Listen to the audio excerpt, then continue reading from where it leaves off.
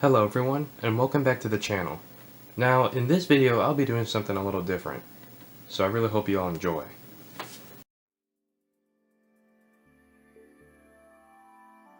This tower case is the CORSAIR SPEC OMEGA RGB, standing at 18.5 inches, as long as 19.2 inches, and as wide as 9.2 inches. This tower case has a lot in store for us today. Now, my case, being the 680X, is definitely a lot bigger than this SPEC OMEGA, that's for sure. But don't let the size fool you. Now, being modern with society, this case comes with two USB 3.0 ports, a headphone jack, microphone jack, an HDD light, which is really nice to see. Most cases don't have that anymore. A reset button, and a power button. Now, what would have been really nice to see on this case is maybe two more USB 3.0 ports and a USB-C port, but that's just in my opinion. Now, of course, going on to the left, the tower case has a simple basic side panel that comes off with two thumb screws. But what really concerns me is the fact that it doesn't have that wire management bulge, or space, for you to actually put your items. Now, the feet of this tower case are as interesting as the tower case. Not only do they have the same angular and mountainous look as the case itself, but they also lift the case up about 2 inches off of the ground, which is really nice compared to some other cases that only have about an inch of a breathing room, like if you were to mount some fans on the bottom, or if your power supply fan is facing downwards. This allows your power supply to suck in as much air as it needs to keep itself cool, and also lifts up the tower case to really show how bold and how bulky it is. Now, the side glass panel, tempered glass panel, is held in to the chassis of the case by 4 hex screws instead of thumb screws, which is pretty odd, because usually Corsair does the thumb screws to make it easy, but it's just a minor inconvenience. But the glass panel itself isn't really supported by anything, so if you don't want the glass panel to break when you're trying to take it off, then you're going to have to put your hands on it, which of course, knowing Corsair's tempered glass, is just a fingerprint magnet. But this is just a minor inconvenience. It's alright. Now, the SPEC OMEGA RGB comes with two included HD 120mm RGB fans, which not only do they look pretty while staying silent under high load, but they also match the front RGB light strip in the very front of the case, which is really nice. These fans are translucent, and it's more of an RGB ring rather than the LEDs in the middle of the fan like Corsair usually does it. So this is a really nice addition to the tower case. Now, this tower case comes with a 2-part breakable PSU cover that not only houses the power supply, but then also houses the HDD cage and allows for a tiny bit of space for wire management, which is a nice addition because the case itself barely has any space for wire management. So behind the front panel of this tower case, we have a 3-slot space for 3 120mm fans or 3 140mm fans, which is a really nice addition. It'll allow for great airflow the more fans you have, being for something that I'll talk about in a sec. Now, moving around to the back of the tower case, the case has 2 conveniently placed thumb screws in the very back, which is really nice, for that's what actually secures the very top plate of the tower case. Now, the top plate has a air vent, which is for the top fans to actually suck air through, and it's more of kind of like a mixture of a black and white kind of angular shape, which of course matches the rest of the case. Now, this tower case does come with slots for 2 120mm fans or 2 140mm fans.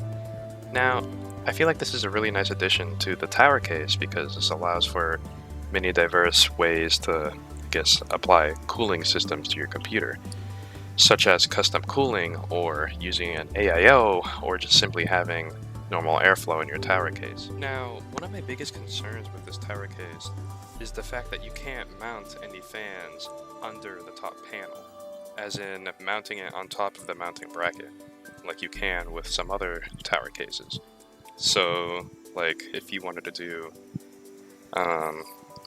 let's take a look. So I put 2 white fans at the very top, and I try and put the tower case cover on top of it. It collides, and it collides a lot. There is no space to put any fans on the top, so that means that if you want to do like a push-pull system using 2 top fans to push, put a radiator under it, and then 2 bottom fans to pull, you aren't going to be able to do that because there's just simply not enough space. So I feel like this case was made for smaller, more compact systems. Now, taking off the side panel and going into the inside of the tower case, we can see that this tower case actually supports all 4 variants of the motherboard, being Extended ATX, Full ATX, Micro ATX, and Mini ATX. Now, it may not say Extended ATX, but I feel like you would actually be able to place it in there. It would just be slightly closer to the wire management holes, like the little rubber things here. So just be mindful of that when choosing this tower case, I guess.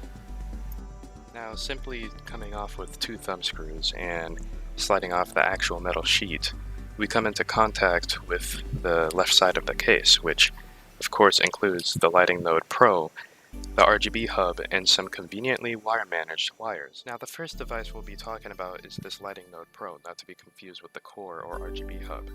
The Lighting Node Pro allows you to actually control lighting controllable devices, such as the RGB hub or an LED strip, through CORSAIR iCUE, which is really nice. It plugs into the USB header through your motherboard, and it allows you to create your own custom lighting effects, so I really like this addition to the tower case. Not only do you get a Lighting Node Pro with this tower case, but then you also get the CORSAIR RGB hub, which allows you to connect up to 6 different RGB CORSAIR fans and allows you to control the lighting effects that they emit, which is really nice. These are able to hook up to a Node Pro or a Commander Pro.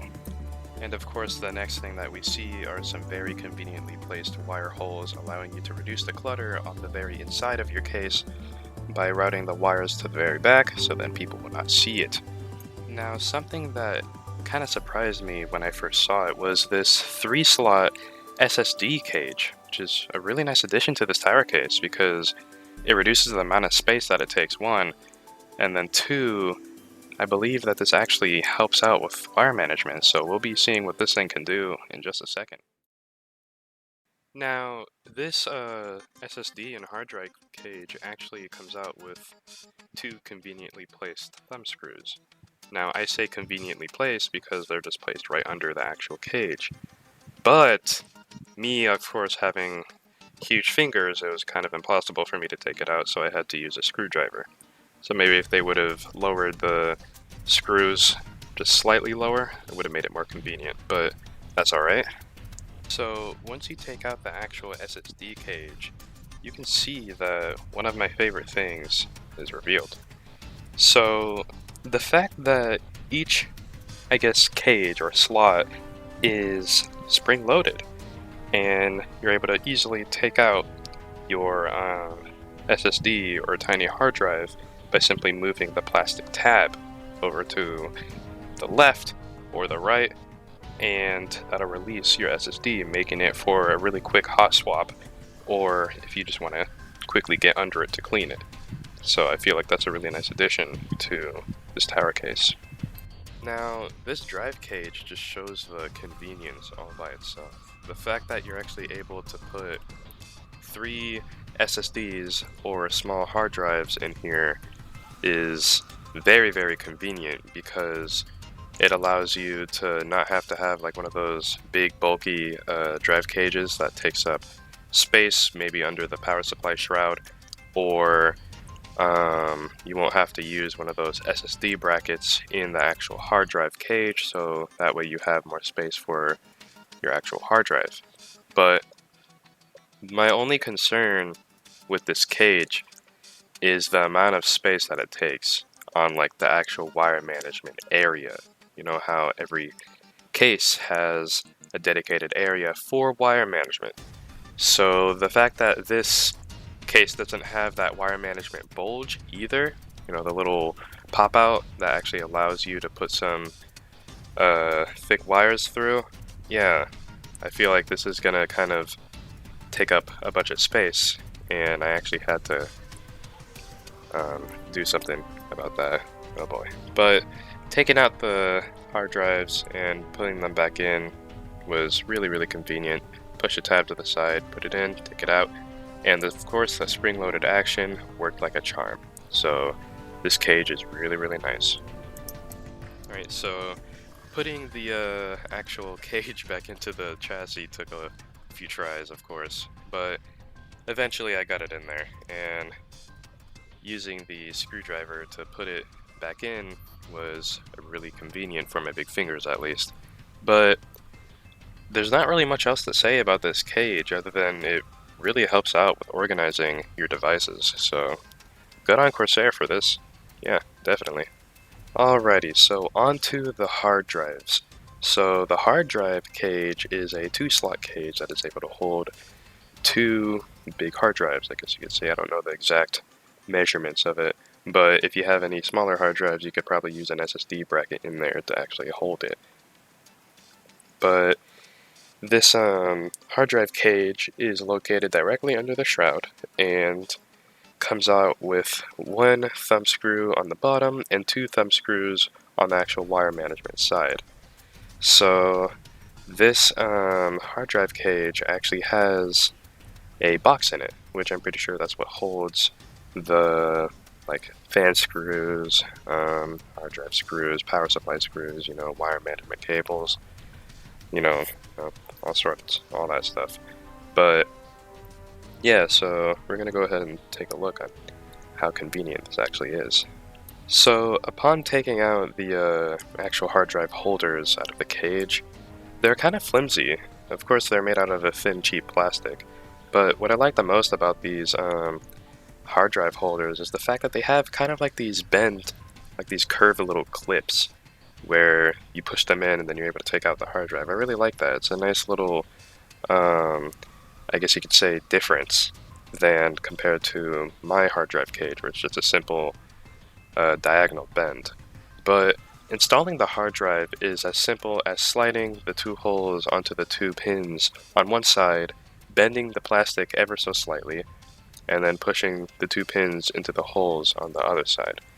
So this was pretty easy. Obviously, it's just a really simple task to do. So once the actual hard drive is installed on the hard drive holder, we're able to just simply install it back into the hard drive cage, and just like that, the hard drive is back into the chassis. Now, my thoughts on this has to be the fact that the plastic is very flimsy and is very cheap, so I feel like if you were to make a wrong move, maybe push down too hard or maybe bend the clips too much, it'll snap, and that's not very good. But this is a hard drive holder anyways, like you're going to be touching this all the time, so overall pretty good on CORSAIR on this one. Now, of course, building with a Mid ATX Tower case wasn't really easy. Yeah, it was a really big mess. But one of my biggest concerns, of course, was this SSD cage. It's long, it's big, it's very hard to actually find a space. An example would be where I would put the Lighting Node Pro or this Commander Pro. The fact that the Capellix cooler that I'm using uses a Commander core, I don't even know if I'll need a Commander Pro, but at the same time, you know, there's not enough space here.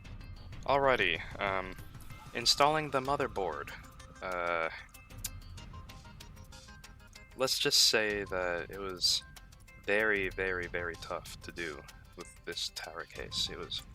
I honestly don't know why it was so hard, but eventually I got it installed, of course. But this tower case for the motherboard, be very mindful of the kind of motherboard that you use, because the top fans might collide with the delivery system's heat sinks. It might collide with the actual motherboard shroud, you know, kind of like mine. The actual eye of the RG Strix LED thing here is very close to the fans. so I actually had to move the fans further to the middle instead of having them more out, or more air is able to pass by. Oh boy.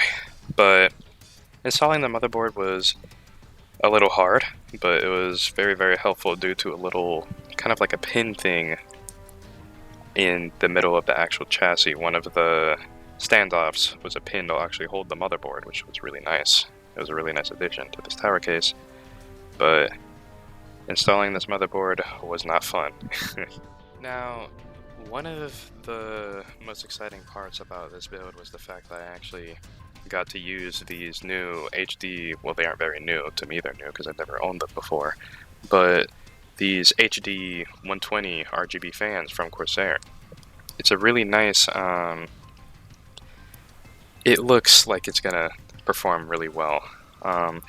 In these further tests, actually, I will prove that it performs really, really well. They're very, very quiet, and their RGB looks outstanding, and I really like how the lights actually shine through the fan. It really shows how good it is, and it looks really, really pretty. Maybe not for the price, but really, really pretty.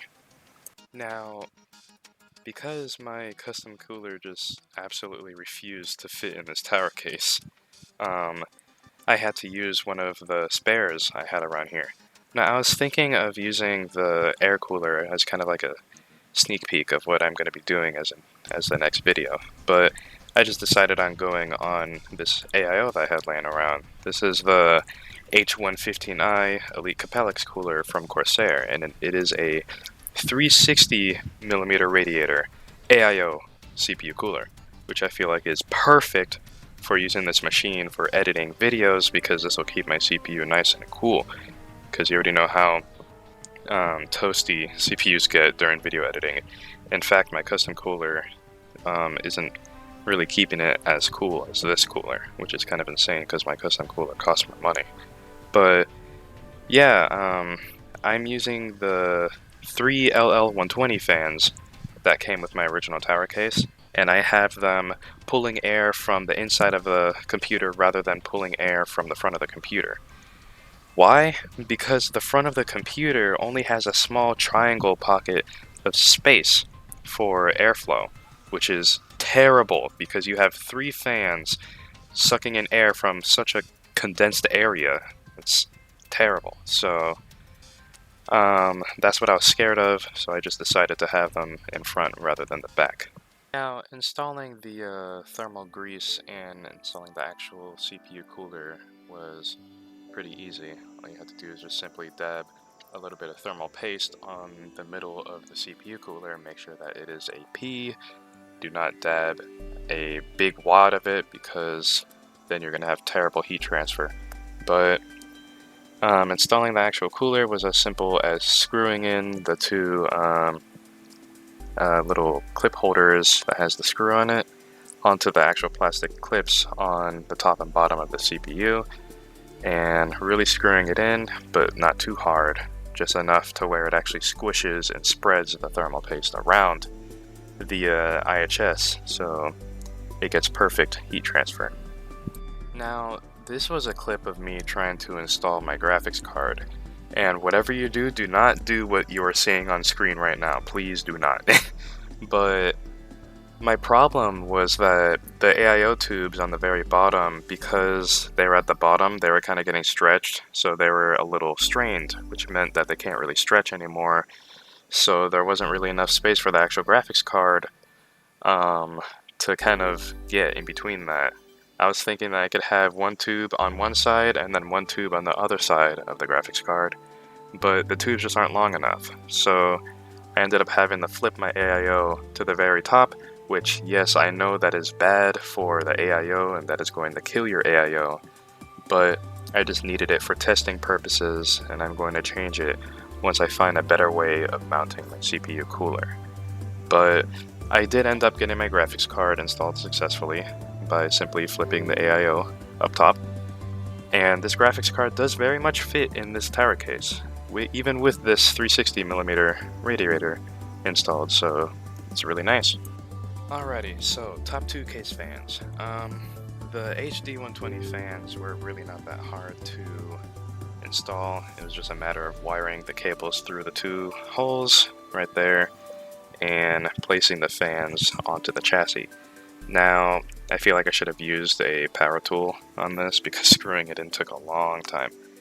But my biggest concern with this case is the fact that there's no space above the motherboard. My 680X, for example, had a tiny bit of space for like radiators, the push-pull system for the radiators. It was really, really nice, and I feel like that case was made for water cooling, custom cooling. But this case, like I said earlier, only has a small space for fans. But to be honest, I feel like this is just a compact case. It's not really made for custom cooling. Like if you wanted to make an actual custom cooling rig, then you might as well just buy the 5000X or the 5000D. So yeah, overall though, it was pretty easy installing these fans.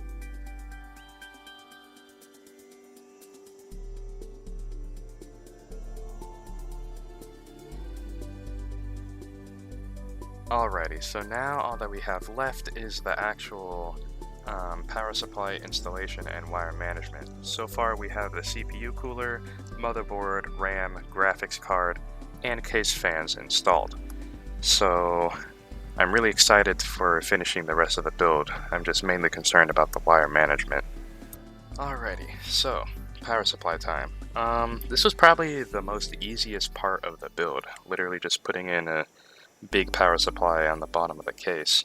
The case does have a tiny dust filter for the power supply that you're able to slide out really easily, which is really nice. Keeps all the dust and clutter out of the power supply fans and the actual inside of it. But my biggest concern again is going to be the wire management, because I have a fully modular power supply, so the wires kind of protrude out of it, and the hard drive cage is probably going to take up the majority of the space here, but we'll just see how it goes. Now, wire managing for this tower case was a little challenging, but it surprisingly was not too bad. It wasn't as bad as I thought it would be.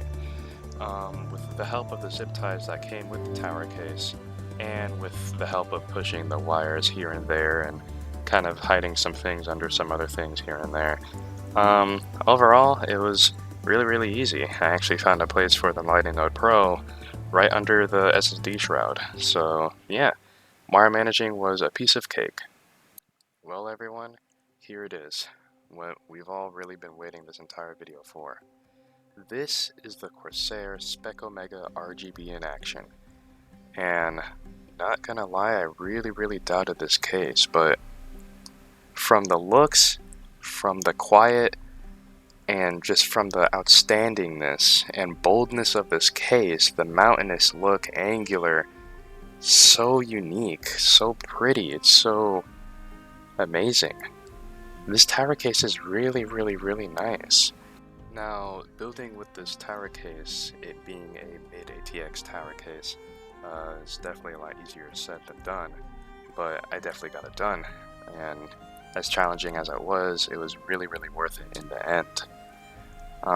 One of my favorite parts about this case has to be the big LED light strip in the very front that just adds a really nice touch to the case and adds plenty of glow in your room, which I really like. A very welcomed addition to this build has to be the HD 120 fans here that not only add glow to the inside of the case, for the LEDs are shining through the fans, but they also provide airflow while being silent at the same time. Now, a very nice thing to see right now is the fact that it's like my pump or my AIO was just made for this tower case because it just matches it so much. Even the small resin block that my friend made me is pretty comforted and really comfortable in this tower case. That just shows this tower case's worth. Alrighty, so now that we reviewed everything, it's time to say my thoughts about this tower case. Not only does this tower case look very pretty, but I really like the angular look, especially in white, and I love how literally everything in here is controlled by CORSAIR iCUE. But one of my biggest concerns about this tower case is the fact that there is barely there space, barely there airflow, and the fact that you don't really have much cooling potential because of there being barely there space. You can't have a push-pull system. You can't have radiators in here, only on one side. But overall, this tower case gets a 7 out of a 10. Not only for being pretty, but then also because of some of the flaws that it has. Alrighty guys, that will conclude today's video. Thank you guys so much for watching. If you guys liked the video, please leave a like, dislike if you didn't like it. Comment down below what you guys think about this tower case and how you guys think I did on this video. This video took a lot of time and effort, and I really hope you guys enjoy. Also, I will be updating my upload schedule. From now on, I will try and upload every Wednesday, and if I do not upload every Wednesday, I will upload 2 videos every Wednesday for every day that I miss. So if I missed one Wednesday, but I have to upload the next Wednesday, then 2 videos will be coming out on that Wednesday. Thank you guys again for watching, and I'll see you on the next video.